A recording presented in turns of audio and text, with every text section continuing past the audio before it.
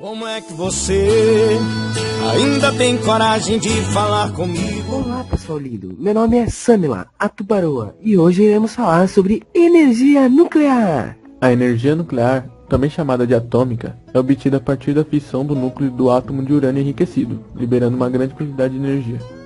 A energia nuclear mantém unidas as partículas do núcleo de um átomo. A divisão desse núcleo em duas partes provoca a liberação de grande quantidade de energia. Os primeiros resultados da divisão do átomo de metais pesados, como urânio e plutônio, foram obtidos em 1938. A princípio, a energia liberada pela...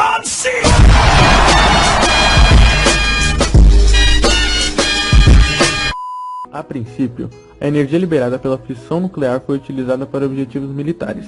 Posteriormente, as pesquisas avançaram e foram desenvolvidas com o intuito de produzir energia elétrica. No entanto, armas nucleares continuam sendo produzidas através do enriquecimento de urânio. Vamos falar um pouco mais de Chernobyl? Chernobyl está localizada na Ucrânia, 110 quilômetros ao norte de Kiev e às margens de um lago artificial criado para refrigerar os condensadores da central. Em abril de 1986, quando aconteceu o acidente, a central era formada por 4 unidades chamadas de setores, de 3.200 megawatts térmicos cada um. Cada setor comporta 2 turbogeradores, um reator nuclear, um cilindro de 7 metros de altura e 12 de diâmetro, e uma sala de controle. O acidente ocorreu quando os operadores pretendiam realizar um teste no sistema elétrico do setor número 4. Para entender o cenário do acidente, precisamos recorrer a um esquema simplificado da instalação. O núcleo do reator é um bloco de grafite perfurado com tubos de força contendo os conjuntos de combustíveis em urânio e as barras de controle. Quando as barras são levantadas, começa a fissão e a temperatura do combustível sobe. A refrigeração do núcleo é garantida por 2 circuitos de água idênticos. A água fria penetra no núcleo, se aquece e se transforma em vapor em contato com o combustível. Dentro dos separadores, o vapor é extraído e passa pelas 2 turbinas, fazendo com que girem. O vapor é resfriado nos condensadores, torna-se água de novo e é devolvida aos separadores, onde é aspirada pelas bombas que a reinjetam no núcleo.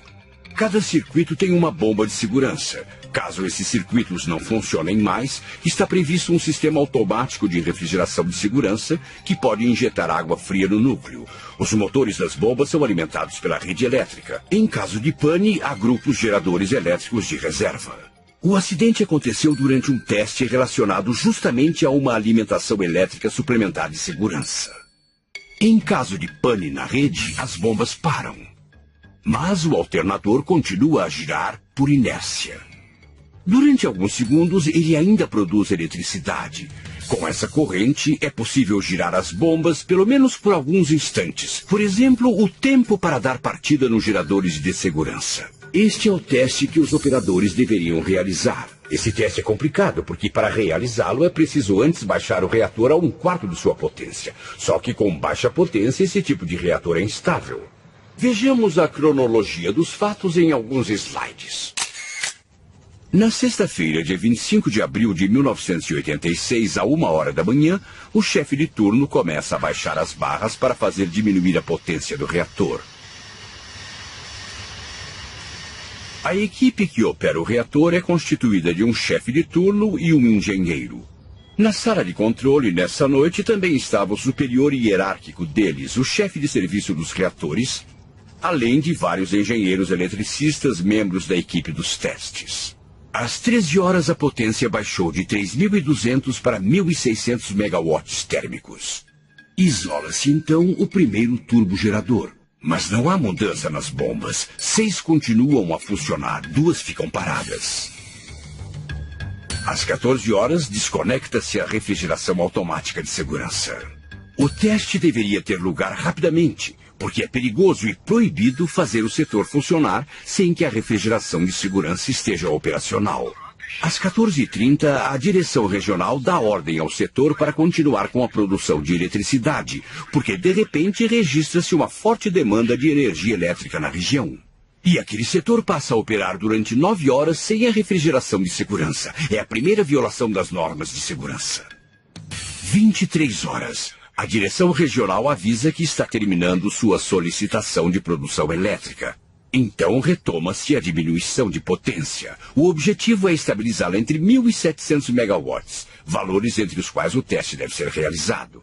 Logo, conforme as regras de operações, passa-se à operação manual. Mas esse tipo de reator é instável, o controle manual é muito delicado e a potência despenca para 30 megawatts. À meia-noite, troca de turno. O novo chefe de turno se empenha em fazer a potência subir sem sucesso. Mas não se pode operar o reator a baixa potência por longo tempo. Ao contrário, ele deve ser imediatamente parado e mantido assim durante 24 horas. O chefe de turno e o engenheiro gostariam de respeitar essa regulamentação, mas seu superior hierárquico teima em realizar o teste e decide ignorar a regra. É a segunda violação das normas de segurança. Para fazer a potência voltar a subir, o chefe de turno ergue cada vez mais barras, até que não restam senão 18. Mas a regra é que no núcleo devem estar sempre pelo menos 30 barras. É a terceira violação das normas. Finalmente, à 1h da manhã, o chefe de turno consegue estabilizar a potência em 200 megawatts. Decide-se fazer o teste com essa potência. 4 bombas são ligadas ao turbogerador, para ver se elas continuariam sendo alimentadas pela eletricidade quando a turbina girasse por simples inércia. Esse é o objetivo do teste. As outras 4 bombas continuam ligadas na rede. Assim pensam os operadores. Quando o turbogerador parar, a refrigeração do núcleo sempre estará garantida por essas 4 bombas. As 2 bombas que estavam paradas até então são ativadas, mas é proibido pôr em operação todo o conjunto de 8 bombas por causa das vibrações que produzem nas tubulações. É a 4ª violação das normas. Além disso, o funcionamento das 2 bombas suplementares causa um outro efeito. Um aumento brutal do volume de água no núcleo leva a uma queda da pressão do vapor nos separadores. Os alarmes logo se acendem, para evitar que disparem a parada automática do reator, o que tornaria impossível o teste, a equipe os anula. É a 5ª violação das regras. Como os operadores querem reservar a possibilidade de reiniciar o teste caso ocorra algum tropeço, na primeira vez eles também anulam o sistema de parada de emergência do reator, determinado pela parada da turbina. É a 6ª violação das normas de segurança. É 1h, 23 minutos, 4 segundos. A equipe inicia o teste. Estamos a 36 segundos da maior catástrofe nuclear. O operador fecha a válvula de admissão do vapor à turbina. O turbogerador agora só gira por inércia. O objetivo do teste está quase alcançado. As 4 bombas que não são mais alimentadas eletricamente, mas somente pelo turbogerador, ficam mais lentas. O volume de água no reator diminui. Sob efeito do calor, a água evapora, o combustível superaquece e a potência do reator sobe lentamente.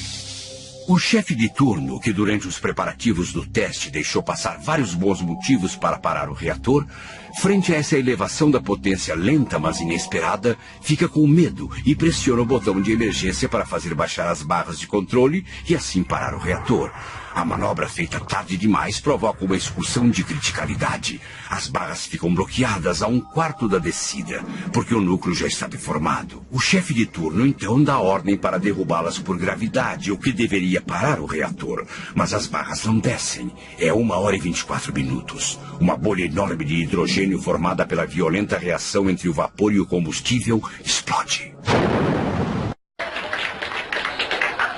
Espero que tenham gostado do vídeo. Agora, continuando. O conceito da radioatividade foi descoberto pelo casal Pierre e Marie Curie.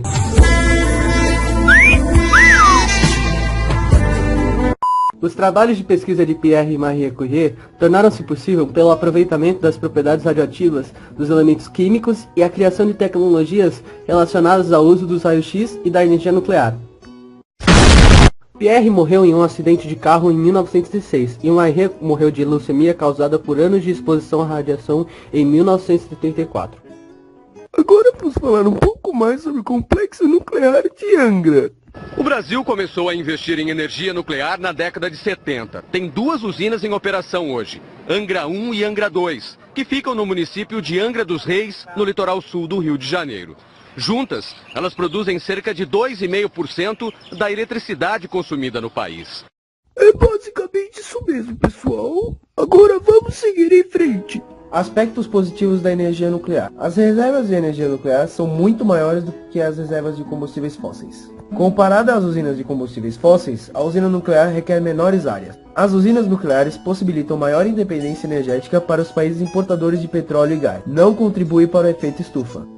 Aspectos negativos. Os custos de construção e operação das usinas são muito altos. Possibilidade de construção de armas nucleares. Destinação do lixo atômico. Acidentes que resultam em liberação de material radioativo, assim como Chernobyl. O plutônio leva 24 mil anos para ter sua radioatividade reduzida à metade, e cerca de 50 mil anos para tornar-se inócil.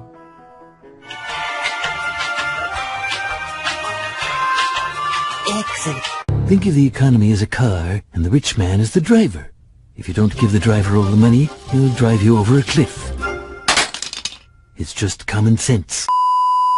Desculpa pela brisada breve. Agora voltando. Os maiores produtores de energia nuclear são: primeiro, Estados Unidos, produzindo 798,7 bilhões de kW por ano. Segundo, é a França, produzindo 391,7 bilhões de kW por ano.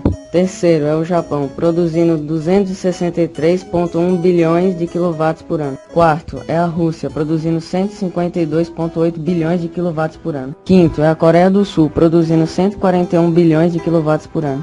Sexto, é a Alemanha, produzindo 127,7 bilhões de kW por ano. Sétimo, Canadá, produzindo 85,3 bilhões de kW por ano. Oitavo, Ucrânia, produzindo 77,9 bilhões de kW por ano. Nono, China, produzindo 65,7 bilhões de kW por ano. Décimo, Reino Unido, produzindo 62,9 bilhões de kW por ano. Vocês lembram de Fukushima? O acidente de Fukushima foi causado por um terremoto seguido de tsunami que aconteceu em março de 2011. O derretimento de 3 dos 6 reatores da usina causou um grande vazamento de material radioativo.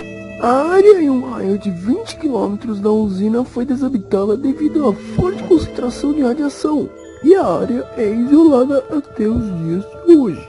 Eu e os professores agradecemos a atenção de vocês. Esperamos que tenham aprendido sobre energia nuclear. Adeus!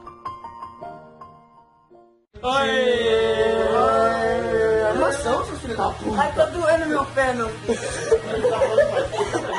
Deu cãibra. Oi, Matos. O peru que ele tá balançando, feito retardado, mas tipo assim, a gente consegue fazer isso. Mentira!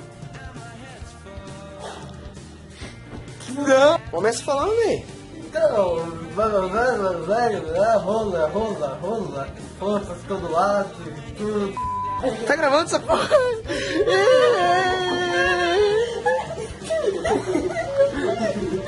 Dedo tá com cãibra. Não pensa. Você nem percebe o que está acontecendo. Você nem percebe. No passado, teu nome era um mito. Era o sol a brilhar no infinito. Era a terra da glória a brilhar. Vou pôr aquele pum, sabe? Vai, 3, 2, 1. Para. Como eu faço? Tá bom. Vai. Você para pra pensar, acontece essas Eu aviso, coisas, tá? Eu aviso velho. como foi pra vocês caírem. Pelo amor de Deus, salve a terra dos altos coqueiros. De beleza, soberbo estendal, Nova Roma de bravos guerreiros, Pernambuco, imortal. Salve a terra. Não, filho, fica parado. Salve a terra dos altos coqueiros. De beleza, soberbo estendal. A Nova Roma de bravos guerreiros, né? Pernambuco imortal. Agora você para pra pensar. Você vai pra Rússia e vê o pagode russo?